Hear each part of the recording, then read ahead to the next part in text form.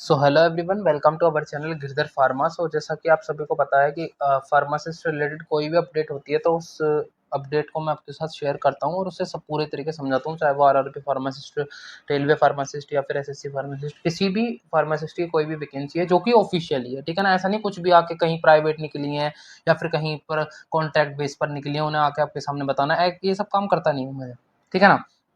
इस तरीके की नॉलेज सॉरी टू से मैं आपको प्रोवाइड नहीं करता हूँ कि कोई कॉन्ट्रैक्ट बेस पर नौकरी है या फिर कोई क्या बोलते हैं उसे 2-4 दिन की नौकरी है या फिर ऐसी है। मतलब मैं सिर्फ और सिर्फ गवर्नमेंट फार्मासिस्ट की बात करता हूँ, क्योंकि आप हमारे चैनल पर जाएंगे देखेंगे तो उसमें मैंने लिख भी रखा है कि मैं मदद सिर्फ गवर्नमेंट फार्मासिस्ट या गवर्नमेंट फार्मासिस्ट से रिलेटेड एग्जाम्स पर करता हूँ, ठीक है ना। और किसी से मेरा कोई लेना देना नहीं है। ऐसे तो हर हर हर इतने सारे हॉस्पिटल्स हैं, हर जगह कुछ ना कुछ निकलती रहती है कि फार्मासिस्ट की डी फार्मा वालों की निकली, आज बी फार्मा। मेरे एरिया में 10-15 हॉस्पिटल हैं तो वहाँ पर अपने लिंक्डइन वगैरह पर डालते रहो, ठीक है ना। इस तरीके से तो हम करते ही रहते हैं, बट लेकिन मेनली जो हम इस चैनल पर बात करते हैं या फिर जो मैंने अपने मोटिव से ये चैनल बनाया, ये सिर्फ और सिर्फ मैंने गवर्नमेंट फार्मासिस्ट या फिर गवर्नमेंट फार्मेसी से रिलेटेड जो भी आपके लिए अच्छा हो सकता है, चाहे वो स्टेट की गवर्नमेंट फार्मासिस्ट हो चाहे वो सेंट्रल लेवल पर हो, तो मैं उसकी बात करता हूँ। इससे पहले मैंने एसएससी के ऊपर काफ़ी सारी बात कर रखी है। एक चीज़ एसएससी की फार्मासिस्ट की समझा रखी है जब वैकेंसी आती थी। इस बार एसएससी फार्मासिस्ट की वैकेंसी होपफुली नहीं आई, ठीक है ना। तो आयुर्वेद में नहीं आई और ना ही होम्योपैथी में, मतलब ना ही तो फार्मासिस्ट की वैकेंसी एसएससी में इस बार आयुर्वेद में आई, ना ही एलोपैथी में आई, सिर्फ और सिर्फ होम्योपैथी में 2-3 वैकेंसी आई, ठीक है ना। तो हम नेक्स्ट ईयर की बात वेट करते हैं, ठीक है ना। देख लेते हैं थोड़ा सा वेट करके, क्योंकि दिसंबर में होपफुली दोबारा से आपका एसएससी कैलेंडर आ जाएगा तो फेज वाले नोटिफिकेशन फिर से स्टार्ट हो जाएंगे, वही अपना अप्रैल मई के आसपास पेपर हो जाएगा, ठीक है। तो अब हम एम्स की बात कर लेते हैं। देखो एम्स में क्या फर्जीवाड़ा चल रहा है, क्या फ्रॉड है, ये तो सब आप समझ ही चुके हो, ठीक है ना। तो मैं आपको एक बार इसकी वेबसाइट पर लेकर देता हूँ। देखिए जैसे ही आप एम्स की वेबसाइट पर आओगे सीधा एम्स डालो, एम्स डालते ही रिक्रूटमेंट पर क्लिक करो। जैसे ही आप रिक्रूटमेंट पर क्लिक करोगे उसके बाद आपको कॉमन रिक्रूटमेंट एग्जाम मतलब सीआरई पर क्लिक करना है। उसके बाद 25 वाले एग्जाम को देखना है, ठीक है ना। जैसे ही आप 25 वाले एग्जाम पर क्लिक करते हो तो यहाँ पर रिजल्ट, अब देखो यहाँ पर ना लॉगिन का ऑप्शन भी आ रहा है, आप अपना पासवर्ड वगैरह देख के यहाँ से रिजल्ट भी देख सकते हो, ठीक है ना। यहाँ पर तो फिलहाल हम रिजल्ट पर क्लिक करते हैं। जैसे रिजल्ट पर क्लिक करोगे तो कैटेगरी नंबर 12 पर पहुंच जाओ, ठीक है ना। मैं देख लेता हूँ एक बार। सो जैसे ही आप कैटेगरी नंबर 12 पर पहुंचोगे तो आई थिंक से कि शायद कैटेगरी नंबर 12 पर ही फार्मासिस्ट का है, नहीं है तो मैंने खैर पीडीएफ डाउनलोड कर रखी है। हाँ देखो जैसे ही आप इसको कर लेते हैं तो पीडीएफ डाउनलोड होकर आपके सामने निकल कर आ जाएगी। तो फिलहाल तो मैं इसमें कुछ आपको दिखाता हूँ, ठीक है ना, इसमें समझाने की कोशिश करता हूँ। दे रखा है तो सबसे पहले तो इसमें दे रखा है, देखो कैटेगरी वाइज कितनी कितनी नंबर है, एसटी में है, ओबीसी में है, कितना है देखो। अब ये ना ये ना आपका एक कह सकते हैं बेवकूफ बनाने के लिए फिलहाल ये रिजल्ट आपके लिए निकाला गया है। फिलहाल इतने बच्चों का सिलेक्शन नहीं होगा, मैं पहले ही बता दूं। ये बच्चे सिलेक्टेड वाले नहीं है, ये सिलेक्शन वाला नहीं है, तो इनका कुछ अपना होता है कि कट ऑफ मार्क्स से इतने गुना एक्स्ट्रा बच्चे लेते हैं, ठीक है ना। और फिर इनकी रिवाइज कट ऑफ निकालते हैं। मुझे समझ नहीं आता ऐसा क्यों करते हैं। पहले अच्छे खासे बच्चे खुश हो जाते हैं कि हाँ हमारा किसी पीडीएफ में नाम आया है और फिर उसके बाद उनका हो भी नहीं पाता, ठीक है ना। तो बहुत ही गलत बात है, पता नहीं ऐसा क्यों करते हैं। ये निकाल तो दिया इन्होंने इतने सारे बच्चों को, पर लेंगे थोड़ी ना, क्योंकि वैकेंसी तो दिन पर दिन कम कर रहे हैं भाई। बच्चों को इतने ज्यादा कहाँ से लेंगे, खुद सोचो ना, वैकेंसी तो दिन पर दिन कम कर रहे हैं ये। इन्होंने 57 पेज की पीडीएफ दे रखी है। एक पेज की पीडीएफ में मान लो 10-20 बच्चा भी है तो मान लो एक पेज की पीडीएफ में 570 हो गए। 570 वैकेंसी भी नहीं है एम्स में। अगर एक पेज पर आइडियली हम 10 कैंडिडेट्स भी मानते, वैसे 10 से ज्यादा आएंगे। तो ये तो सब बेवकूफ बनाने वाली बातें हैं, ठीक है ना। पहले से ही बनाता आ रहा है आपका एम्स पागल, तो ठीक है ना। आप ही हो 3,000 रुपए में घुस जाते हो उसके झांसे में। अब फिर से निकाल देगा वैकेंसी एम्स, तो एम्स का क्या जाता है भाई। फिर से निकाल के दे देगा तुम्हारे सामने 200 वैकेंसी एम फार्मासिस्ट की एम्स की आ गई। हो सकता है 200 वैकेंसी के चक्कर में 20,000 लोग फॉर्म भर दें। 20,000 के मल्टीप्लाई एक बार 3,000 से करके देख लेना, उसको कितना फायदा है। उसके बाद वो आपको आपके 2-4-5 महीने में एग्जाम करा लेगा। पता चली इस बार का एग्जाम पूरा फार्मास्यूटिक्स से पूछ लिया, क्योंकि बच्चों ने बहुत ज्यादा हंगामा मचा दिया था। उनके कानों में भी कहीं ना कहीं आवाज पहुंचती होगी, ठीक है ना। कान बंद कर लें तो वो बात अलग है उनकी, हालांकि वो हमेशा कान बंद करके ही रहते हैं। ना तो कोई आंसर की देते हैं।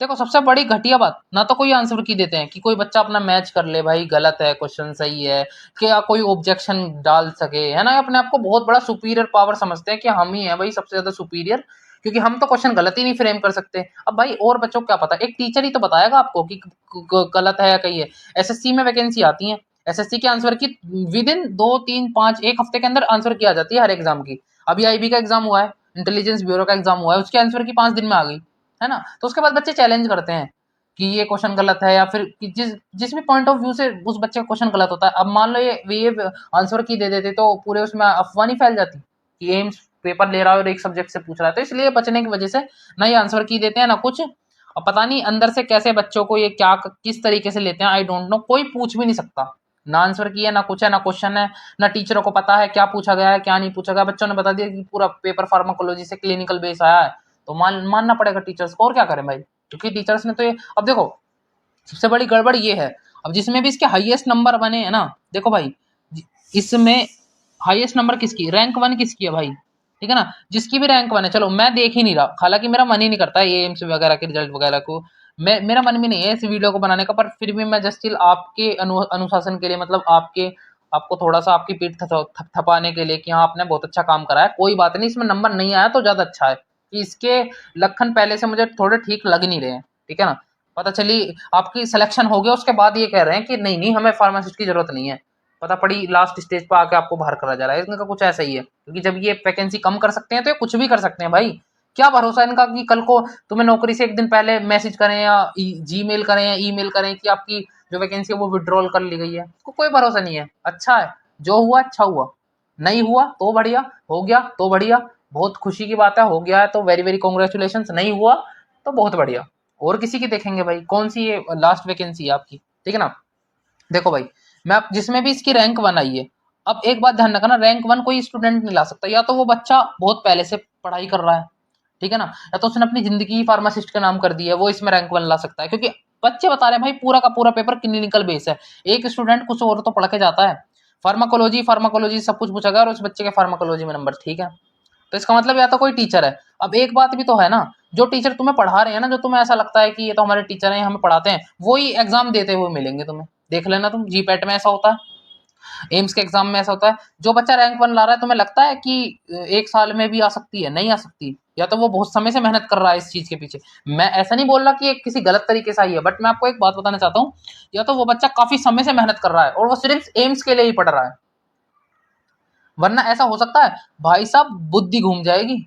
अगर मैं पेपर देने बैठा और मेरे सामने मैं तैयारी करके गया हूँ फार्मास्यूटिक्स की, मेडिसिनल केमिस्ट्री की, या फिर अदर सब्जेक्ट की, फार्मास्यूटिकल जूरिस्प्रूडेंस की, क्लिनिकल फार्मेसी की, कम्युनिटी फार्मेसी की, और अदर अदर जितने भी हमारे सब्जेक्ट्स हैं, मैं उन सबकी तैयारी करके गया हूँ। और फार्माकोलॉजी ठीक है, मैं थोड़ा ज्यादा प्रैक्टिस करके गया हूँ या फिर थोड़ा ज्यादा करके गया हूँ, बट लेकिन पूरा पेपर ही जब आपको फार्माकोलॉजी से नजर आएगा तो भाई बुद्धि तुम्हारी घूमेगी नहीं, बुद्धि बंध जाएगी उस समय पर, समझ में नहीं आएगा, आते हुए क्वेश्चन को गलत करके आओगे।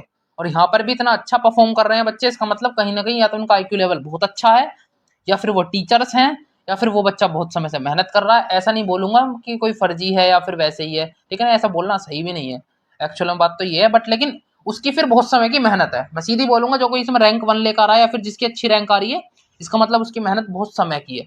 वो एक दो दिन की या 2-4 महीने की या 5-6 महीने की मेहनत नहीं है, वो बहुत समय की मेहनत है। हो सकता है लास्ट वाले एम्स में वो 1-2 नंबर से रह गया हो, है ना। तो इसका मतलब ये है कि वो कंटिन्यू मेहनत कर रहा है, और कंटिन्यू मेहनत कर रहा है। तो इसी के रिगार्डिंग मैं आपको कंटिन्यूटी पर एक छोटी सी स्टोरी शेयर करना चाहता हूँ, मैं सुनाता हूँ, ठीक है ना।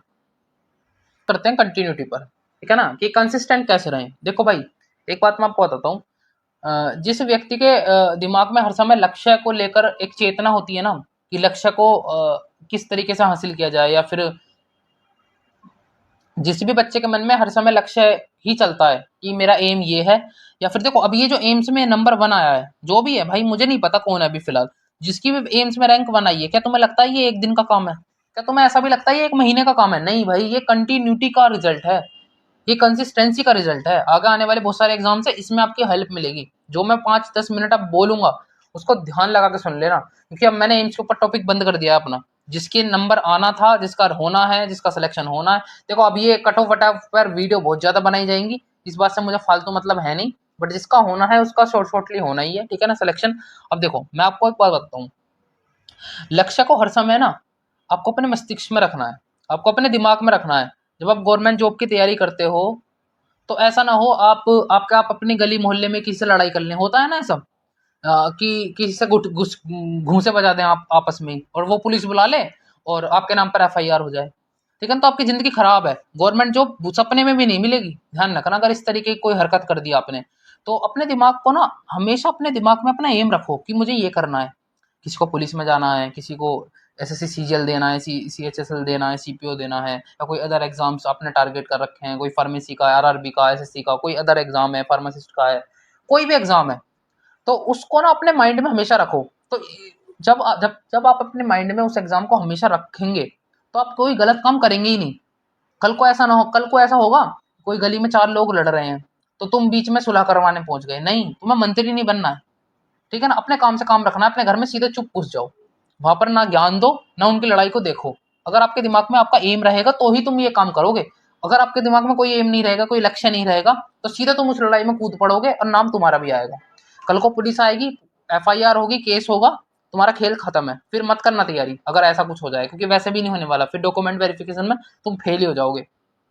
तो इसी का रिगार्डिंग ना मैं एक बात बताता हूँ तुम्हें, स्वामी विवेकानंद जी की बात है। स्वामी विवेकानंद जी से एक अपने उनका एक शिष्य पूछता है कि एकाग्रता, एकाग्रता तो समझते हो भाई, अब इतना भी मत बोल देना कि हम एकाग्रता भी नहीं जानते। एकाग्रता मतलब कंसंट्रेट होना, कि मैं अपने दिमाग को एकाग्र कैसे रखूं। तो स्वामी विवेकानंद जी क्या करते हैं, वो अपना कुत्ता दे देते हैं और कहते हैं इसे कुत्ते को घुमा कर लाओ, ठीक है ना। तो एक वो जो स्टूडेंट होता है, ये स्टूडेंट ही मान लो, ठीक है ना, स्टूडेंट होता है, ये उस डॉगी को घुमाने ले जाता है और कुछ समय बाद घुमा कर लाता है। और वो कुत्ता हाँप रहा होता है, हाँपना तो जानते हो जैसे कुत्ते करते हैं, वो दौड़ते दौड़ते एकदम से उनके मुंह में से थूक बाहर आने लग जाता है, राल बाहर आने लग जाती है, उसको हाँपना बोलते हैं, ठीक है ना। तो वो कुत्ता हाँपने लग जाता है। तो स्वामी विवेकानंद जी पूछते हैं, अरे भाई गए तो तुम दोनों थे, भाई कुत्ता भी गया था, तुम भी गए थे, हाँप यही कुत्ता क्यों हाँप रहा है।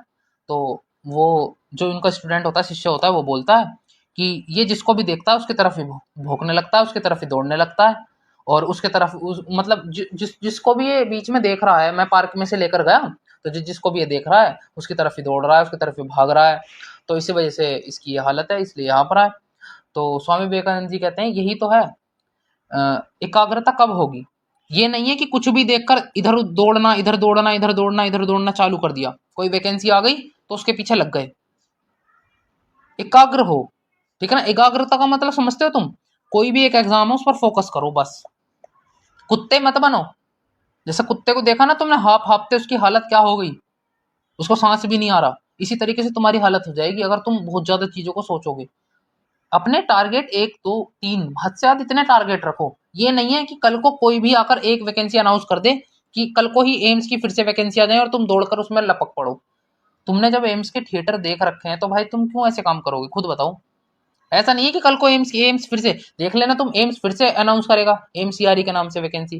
भाई उन्हें तो अपने कमाई से मतलब है, इनको ये मतलब नहीं है कि कौन बच्चे पेपर देंगे, गरीब फैमिली वाले बच्चे पेपर दे रहे हैं, मिडिल क्लास बच्चे पेपर दे रहे हैं, या लोअर मिडिल क्लास बच्चे पेपर दे रहे हैं, नहीं नहीं, इन्हें इस बात से मतलब नहीं है। इन्हें तो सिर्फ ये दिखते हैं 3,000 रुपए।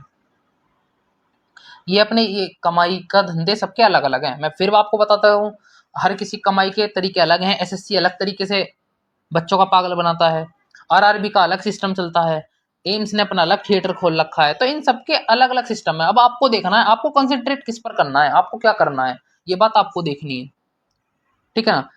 फिलहाल तो एक ही काम करना। अब आप देखते होगे, एक चैनल है, अब मैं उस चैनल का नाम नहीं लूंगा, उस चैनल पर रोज ही फार्मेसी की एक अपडेट आती है, रोज ही फार्मेसी की वैकेंसी आती है। उस चैनल का नाम या तो आप नीचे कमेंट बॉक्स में बता देना, या फिर छोड़ो यार क्या ही बताऊं। मतलब उन लोगों ने अपना काम बना लिया ये, चाहे कोई कॉन्ट्रैक्ट बेस पर भर्ती हो, चाहे वो कोई चीफ फार्मासिस्ट के लिए भर्ती हो, चाहे कोई जिसमें फ्रेशर बच्चे अलाउड भी नहीं है, वो उस चीज को भी लाकर डाल देते हैं यूट्यूब पर, क्योंकि उन्होंने अपना काम बना लिया है, ये उनका काम है ये, वो और कुछ नहीं करते, वो सिर्फ यूट्यूब पर इसी चीज की वीडियो डालते हैं। कहीं से कुछ भी आई, कोई कॉन्ट्रैक्ट बेस पर है, कोई आपके थोड़े छोटे मोटे किसी कहीं किसी हॉस्पिटल की वैकेंसी है, या फिर कहीं की कुछ भी है, कहीं आईआईटी में है, कभी कहीं कभी कहीं, मतलब एक अलग ही ड्रामा मचा रखा है पूरे यूट्यूब पर। कोई वैकेंसी आ जाओ, बस जी ला कर डाल दें, इसरो की, ये फलाना ढेंगना। अरे भाई कुछ अच्छा न्यूज दो तो बात समझ में आए, मतलब कुछ भी जिसमें बच्चे अलाउड ही नहीं है। तुम्हें पता है कि तुम्हारी अधिकतर वॉच कौन, मतलब कौन देखता है, स्टूडेंट ही तो देखते हैं। क्या स्टूडेंट चीफ फार्मासिस्ट हैं, क्या स्टूडेंट बन सकते हैं चीफ फार्मासिस्ट, क्या स्टूडेंट को 5 साल का एक्सपीरियंस, अगर उन्हें 5 साल का एक्सपीरियंस होता तो वो तुम्हारी वीडियो देख रहे होते। इस बात से उन्हें कोई मतलब नहीं है, सिर्फ अपनी वीडियो बनाने से मतलब है। इसीलिए मैं बोलता हूँ एकाग्रता। अब ये आपके ऊपर डिपेंड करता है कि आप किसको फॉलो करते हैं, किसको देखते हैं। ये सब चीज इतने छोटे नहीं हो आपकी ये सब चीजें समझानी पड़े। कहीं पर भी ऐसी वीडियो देखा दिखा करे ना, तो मत देखा करो मेरे भाई, मत देखा करो। जहां पर भी ये लगे कि ये हमारे लेवल की भर्ती नहीं है, उसे तुरंत छोड़ दिया करो, उसे पूरी मत देखा करो वीडियो को। अगर तुम्हें लगता है कि उस वीडियो में 5 साल का एक्सपीरियंस मांगा गया है और हमारे पास 1 साल का भी एक्सपीरियंस नहीं है, 5 तो छोड़ो, उस वीडियो को पूरी मत देखा करो, क्योंकि जब वो आपके काम की चीज नहीं है, बहुत सारी चीजें हैं देखने के लिए। कहीं से करंट अफेयर पढ़ लो, कहीं से कोई क्वेश्चन कर लो, कहीं से क्वेश्चन प्रैक्टिस कर लो, उस टाइम में फालतू का टाइम वेस्ट मत करो इधर उधर, ठीक है ना। देखो इसी इसी का समाधान ना मैंने अपने टेलीग्राम चैनल पर निकाल रखा है, मैं आपको टेलीग्राम चैनल पर लेकर चलता हूँ। सो देखो भाई, जैसे ही आप हमारे टेलीग्राम चैनल पर आते हो ना, तो गिरिधर फार्मा पर देखो डिस्क्रिप्शन में आपको सभी के सभी बॉक्स में लिंक मिल जाएंगे, वीडियोस के मिल जाएंगे और आपको टेलीग्राम का मिल जाएगा, सबका मिल जाएगा। तो जैसे ही आप आओगे, तो देखो मैं टेलीग्राम चैनल पर फिलहाल क्या करता हूँ, देखो अर्ली मॉर्निंग मैं आपके लिए आज का दिखा देता हूँ, टुडे का। देखो सबसे पहले तो मैं आपके लिए टॉप करंट अफेयर डालता हूँ, ठीक है ना, जिसको कि आपको याद नहीं करना है, सिर्फ आपके अपनी आंखों के सामने से निकालना है, पढ़ना है और उसका करेक्ट आंसर देखना है। जैसे कि क्वेश्चन है, प्रधानमंत्री सूर्य घर योजना के तहत धोरोडो किस राज्य का चौथा गांव बन गया? इसका आंसर है गुजरात, ठीक है ना। कौन सा गांव बन गया? गुजरात का कोई गांव बन गया, बस इतना देखना है आपको। इसकी व्याख्या मतलब एक्सप्लेनेशन पढ़ लेनी है, मतलब पढ़ना है, याद कुछ नहीं करना। फिर उसके बाद देखो ये टॉप करंट अफेयर है आज के दिन की, ये डाल देता हूं मैं। उसमें बहुत सारे बच्चे समझदार हैं, वो नीचे कमेंट बॉक्स में कमेंट करते हैं कि हाँ हाँ ये है। उसके बाद मैंने आज ही सुबह एमसीआरई का रिजल्ट डाल दिया था। उसके बाद ये तो मैंने आपको विश करा था, ठीक है ना, आप फार्मासिस्ट डे है आपको पता है, तो बनता भी है, ठीक है ना। उसके बाद देखो ये क्वेश्चन डाला मैंने फार्मेसी का, एंटीडोट ऑफ ऑर्गेनोफॉस्फोरस पॉइजन, जो हमारा ऑर्गेनोफॉस्फोरस से जो पॉइजनिंग हो जाती है वो किसके थ्रू होती है आपको पता है? इसका एंटीडोट क्या है? एट्रोपिन। जैसे ही आप एट्रोपिन पर क्लिक करते हैं तो आपको दिख जाता है। अब देखो कुछ बच्चों ने इसमें गलत कर रखा है, कुछ बच्चों ने बारबिचुरेट आंसर लगा रखा है, कुछ बच्चों ने नैलेक्सोन लगा रखा है। तो जिन्होंने भी गलत कर रखा है उन वो क्या करेंगे, वो ये करेंगे, जो हमारा एक्सप्लेनेशन पॉइंट है, मतलब कि जहां पर आपको इस चीज की ट्रिक मिलती है, उस पर क्लिक करेंगे और ऊपर से उसका आंसर देख लेंगे, ठीक है ना, उसकी मतलब एक्सप्लेनेशन पढ़ लेंगे। और जिनको आता है वो अपना आगे बढ़ जाएंगे। उसके बाद मैंने एक क्वेश्चन रीजनिंग का पूछा है, निम्नलिखित में से कौन सा लीप वर्स है? आपको पता है लीप वर्स वो होता है जिसके पीछे मतलब जिसकी लास्ट की टू डिजिट्स 4 से डिविजिबल होती हैं। इसमें तो फिलहाल एक ही चमक रहा है ना, तो 25 4 से घटता है, ना 13 ना 26, तो सन 2004, तो इसका राइट आंसर है। इस तरीके से आप नहीं समझ में आता है तो आप एक्सप्लेनेशन देखिए, इस पर क्लिक करिए बल्ब के निशान पर और ऊपर पढ़िए एक्सप्लेनेशन। मैंने वही लिख रखा है कि जो 4 से डिवाइड होता है वही लीप वर्ष कहलाता है, ठीक है ना। तो इस तरीके से पूरे कहीं पर भी आपको ऐसा नहीं मिलेगा ना, कोई भी चैनल दिखा दो मुझे जो आपको करंट अफेयर प्रोवाइड कर रहा हो, जो आपको रीजनिंग के क्वेश्चन, आगे in general question, GK GS के क्वेश्चन और फार्मेसी क्वेश्चन, कोई भी चैनल टेलीग्राम चैनल दिखा दो, सब अपने अपने वीडियो कॉपी पेस्ट करते हैं बस उस चैनल पर, टेलीग्राम चैनल पर, और कुछ नहीं करते। यहाँ पर आपको लाइव क्विज मिलते हैं, ठीक है ना, क्विज के फॉर्मेट में ही मैं क्वेश्चन घेरता हूँ ताकि आपको भी मजा आए, ठीक है ना। उससे पहले ही देखो, उससे पहले मैंने क्वेश्चन डाल रखे हैं भाई, सारस का पूरा नाम क्या आपको पता है? सेवियर एक्वायर्ड रेस्पिरेटरी सिंड्रोम है। उसके बाद क्वेश्चन डाल रखा है कौन सा जो आपका सेक्सुअली ट्रांसमिटेड डिसीज है, कौन सी है भाई? रेबीज? नहीं, ये तो कुत्ते काटने से होता है। टाइफाइड? नहीं। सिफेलिस? सिफेलिस जो होता है, सिफेलिस, गोनोरिया, ये सब ऐसे डिसीज होते हैं, सेक्सुअली ट्रांसमिटेड डिसीज होती हैं।